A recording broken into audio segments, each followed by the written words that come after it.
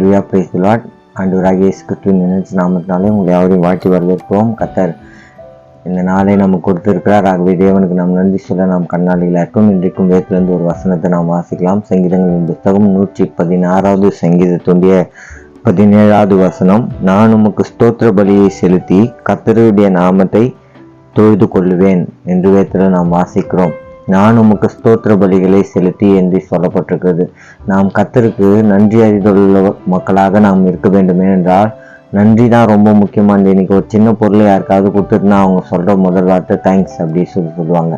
அப்போ நாம கூட ஆண்டவருக்கு ஸ்தோத்திர பலிகளை செலுத்தணும். ஆண்டவருக்கு நன்றி பலிகளை நாம் செலுத்துகிறவர்களாக நாம் இருக்க வேண்டும். ஏன்னா நம்முடைய வாழ்க்கையில் அவர் செய்த நன்மைகள் ஏராளம் உண்டு.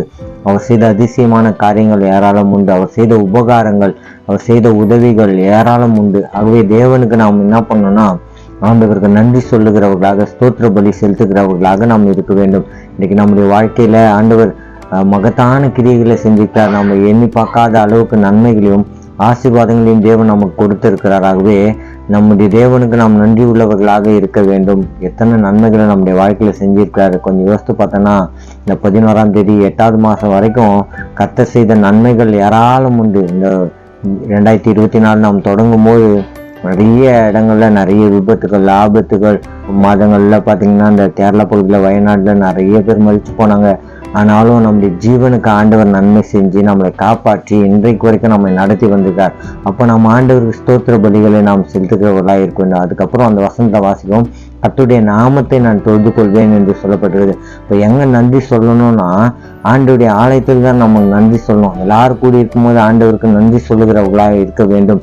வீட்டில் நாம் வாசிக்கும் போது லூக்கா 17வது அதிகாரத்தில் நீங்கள் வாசித்து பார்த்தீங்கன்னா 10 குஷ்டரோகிகள் ஆண்டவருக்கு சுகம் வேண்டும் என்பதற்காக அவர் இடத்தில் வந்தார்கள். அவருக்கு சொன்ன ஒரு வார்த்தை, நான் நீங்க போய் ஆசாரியருக்கு காண்பீங்க அப்படின்னு சொல்லி அனுப்பிட்டாரு. அவங்க ஆசாரிய இடத்துல அவர் போகும்போதே அவர்கள் சுகம் பெற்றார்கள். ஆனா அங்கே ஒரு மனுஷன் மட்டும் ஆண்டவருக்கு நன்றி சொல்றான். நன்றி சொல்லும் போது வேதம் சொல்லுகிற அந்த இடத்துல அவன் அந்நியனா இருந்தான், சமாரியனா இருந்தான். அவன் ஆண்டவருக்கு நன்றி சொன்னான் அப்படின்னு சொல்லி வேதத்தில் நான் வாசிக்கிறோம். இயேசு கிறிஸ்து கேட்கிறாரு, மிச்சம் 9 பேர் எங்க அப்படின்னு கேட்கிறாரு. ஆனா அந்த நன்றியறிதல் உள்ள மனம் அவனுக்கு ஒருத்தனுக்கு மாத்திரம்தான் இருந்துச்சு. இன்னைக்கு நாம கூட நிறைய நன்மைகளை, ஆசீர்வாதங்களை ஆண்டவத்திலிருந்து பெற்றுக்கொண்டிருக்கிறோம். நிறைய நன்மைகளை நாம் ஆண்டவத்திலிருந்து பெற்றுக்கொண்டிருக்கிறோம். ஆனால் நாம நன்றி உள்ளவர்களாக இருக்கிறோமா? ஆண்டவருடைய ஆலயத்துக்கு ஆண்டவரை தொழுது கொள்றோமா அப்படின்றது நம்ம யோசித்து பார்க்கணும். நிறைய நேரத்துல ஆண்டவருடைய ஆலயத்தை நம்ம புறக்கணிக்கிறோம். ஆண்டவருடைய ஆலயத்து மேல வாஞ்சி இல்லாதவர்களா இருக்கிறோம். டைம் கச்சா தேவனை தேடலாம் அப்படின்ற நிலைமைக்கு நம்ம போயிட்டு இருக்கோம். இன்னைக்கு உலகம் போற போக்கில் நாம என்ன பண்றோம்னா சீக்கிரமா வசனத்தை கேட்கணும், சீக்கிரமா தேவனுடைய ஆலயத்துக்கு விட்டு வெளியே வந்துடணும், சீக்கிரமா ஒரு 10 நிமிஷம் ஆண்டுடைய ஆலயத்துக்கு போயிட்டா 10 மணி நேரம் உட்கார்ந்த ஃபீலிங் நமக்கு இருக்குது. இந்த நிலைமைகள்லாம் கர்த்தர் மாற்றணும். ஆண்டுடைய ஆலயத்து மேல வாஞ்சி உள்ளவர்களா இருக்கணும். ஏன்னா இந்த கொடிய காலங்கள் வரும் என்று வேதத்தில் நாம் வாசிக்கிறோம். 2 தீமோத்தேயு 3வது அதிகாரம் 1வது வசனத்தை வாசித்து பார்த்தீங்கன்னா கொடிய காலங்கள் வருகிறது அப்படின்னு சொல்லி தீமோத்தேயுக்கு பவுல் எழுதும்போது எழுதுறாரு. அப்போ இந்த கொடிய காலங்களுக்கு நாம் தப்பித்து கொள்ளணும் அப்படின்னா ரட்சிப்பின் பேழையாகிய ஆலயத்துல நாம் சேர்க்கிறவர்களாக இருக்க வேண்டும். ஒருவேளை இந்த வீடியோ பார்த்துருக்க நிறைய பேர் சர்ச்சுனா எனக்கு என்னன்னே தெரியாது, நான் சர்ச்சுக்கு எப்படி போறது அப்படின்னு தெரியாதுன்னா அவங்க பக்கத்துல இருக்க சர்ச்சுக்கு போங்க. அங்க போயிட்டு அங்க ஊழியக்காரர் இருப்பாங்க, அவங்க கிட்ட கேளுங்க, நான் என்ன பண்ணணும் அப்படின்னு சொல்லி கேளுங்க. ஆண்டவர் உங்களுக்கு நல்ல வழிகளை காட்ட அவர் வல்லதேவனா இருக்க. உங்களுக்கு ஆசீர்வாதம் வேணுமா, நன்மை வேணுமா, கர்த்தருடைய ஆலயத்தில் தான் அது எல்லாமே இருக்கிறது. ஆலயத்தினுடைய சம்பூர்ணத்தினால் நாம் திருப்தியாகவும் சொல்லி வேதத்துல சொல்லப்பட்டிருக்குது. ஆகவே தேவாலயத்துக்கு கடந்து வாங்க, கர்த்தர் உங்களுடைய வாழ்க்கையில அற்புதங்களை செய்ய அவர் வல்லவர் இருக்கா. கர்த்தருடைய நாமத்தை தோதுக்கோங்க. ஒரு ஆட்டோல ஒரு வாசகம் எழுதப்பட்டு இருந்துச்சு. எனக்கு அந்த வாசகத்தை வாசிக்கும் போதே ரொம்ப பிடிச்சிருந்துச்சு. உனக்கு தொழுகை நடத்துவதற்கு முன் நீ தொழுகைக்கு செல் அப்படின்னு சொல்லி அந்த வாசகம் நான் யோசித்து பார்த்தேன். நமக்கு தொழுகை நடத்துறதுக்கு முன்னாடி நாம தொழுகைக்கு போனோம் அப்படின்னு சொல்லி ஒரு இஸ்லாமியர் எழுதியிருந்தார். இப்போ நம்ம வாழ்க்கையில நமக்கு ப்ரேயர் மீட்டிங் நடத்துறதுக்கு முன்னாடி நாம ஜபத்துக்கு போயிட்டோம்னா நமக்கு ப்ரேயர் மீட்டிங் நடத்த முடியாத ஒரு சூழ்நிலை வந்து. ஏன்னா நம்ம ஜீவனை நம்மளை காப்பாத்துக்கிற ஆண்டவர் நம்ம கூடவே இருக்கார். அதனால கர்த்தருடைய நாமத்தை தொழுது கொள்ளுங்க. கர்த்தர் உங்களை ஆசீர்வதிப்பாராக. நீங்க ஸ்தோத்திர பலி எப்போதும் ஆண்டவருக்கு நன்றி உள்ளவர்களா இருங்க. ஆண்டவர் அதை தான் நம்ம கிட்ட இருந்து எதிர்பார்க்கிறாரு. நீங்க எப்போதும் நன்றி உள்ளவர்களா இருக்க. பழைய ஏற்பாட்டு கால பரிசுத்தவான்கள் எல்லாருமே தேவன் செய்த நன்மைகளுக்கு அடுத்தடுத்து உடனே ஆண்டவருக்கு பலி செலுத்தி ஆண்டவருக்கு நன்றி சொன்னாங்க.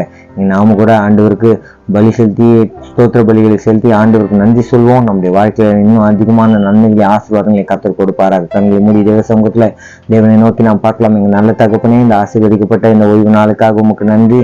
இந்த நாள்ல ஆண்டவரே உம்முடைய நாமத்தை உயர்த்தி மகிமைப்பட்ட கத்த கிருபை தந்ததுக்காக உமக்கு நன்றி செலுத்துகிற ராஜா. ஆண்டவரே, ஒவ்வொருக்கும் ஆலயத்தின் மேல இருக்கிற வாஞ்சி விருப்பத்தை ஏற்படுத்த முடியாது சொல்லிக்கிறோம். இன்றைக்கு அநேக மக்கள் ஆண்டவரே அப்பா ஆலயத்தின் மேல இருக்கிற நாட்டமே இல்லாம வாழ்ந்து கொண்டிருக்காங்கப்பா. நமக்கு நன்றி அறிதல் உள்ள பிள்ளைகளாக இருக்க ஒவ்வொருக்கும் நீங்க கிருபை செய்யும்படியாய் உடைய சமூகத்தில் நாங்கள் செபிக்கிறோம். ஒவ்வொரு பிள்ளைகள் மேலும் உடைய கிருபையின் கரம் அமர்ந்திருக்க முடியாது செபிக்கிறோம் ராஜா. இந்த காலை வேளையில ஒவ்வொருவரையும் கத்தர் ஆசீர்வதிப்பீராக. உங்களுடைய ஆலயத்தின் சம்பூர்ணத்தினால் திருப்தி அடைய கத்தர் கிருபை செய்யும்படியாக செபிக்கிறோம். உங்களுடைய வளமிழக்காரம் மகிமையான காரியங்களை செய்வதாக உங்களுடைய பிள்ளைகளை கத்தர் ஆசீர்வதித்து வழிநடத்தும் பெரிய காரியங்களை செய்யும். எல்லா மகிமையும் முக்கிய செலுத்துகிறோம். இயேசு கிறிஸ்துவின் நினைச்சு நாம செபிக்கிறோம். எங்கள் நல்ல பிதாவே, ஆமேன். கத்தர் உங்களை ஆசீர்வதிப்பாராக.